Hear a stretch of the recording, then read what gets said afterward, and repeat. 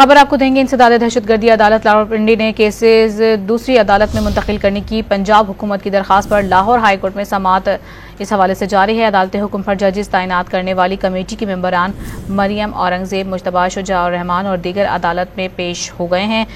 اسی پر بات کریں گے، ڈان نیوز کے نمائندے رانا بلال ہمارے ساتھ موجود ہیں۔ بلال، بتائیے گا آج کی سماعت میں کیا کارروائی ہوگی؟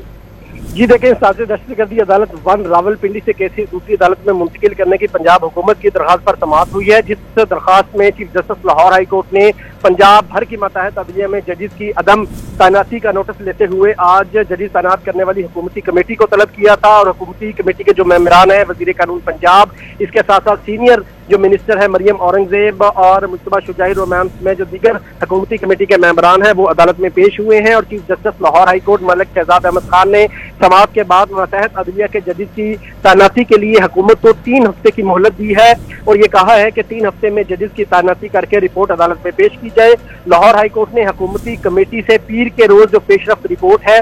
وہ بھی جو ہے وہ طلب کر لی ہے۔ Chief justice Lahore high court justice Malik Shahzad Ahmad Khan کی جانب سے درخواست پر سماعت کی گئی، اور یہ ریمارکس دیے گئے کہ ہم چاہتے ہیں کہ جو ہے وہ پنجاب بھر کے جو جتنی بھی ججز کی سیٹیں خالی ہیں حکومت ان پر تعیناتی کر دے، جس پر حکومتی کمیٹی نے ججز تعیناتی کے حوالے سے عدالت کو یقین دہانی کرائی ہے۔ اب عدالت نے 3 ہفتے میں ججز تعینات کر کے رپورٹ عدالت میں پیش کرنے کے احکامات جاری کر دیے ہیں۔ بہت شکریہ رانا بلال آپ کا۔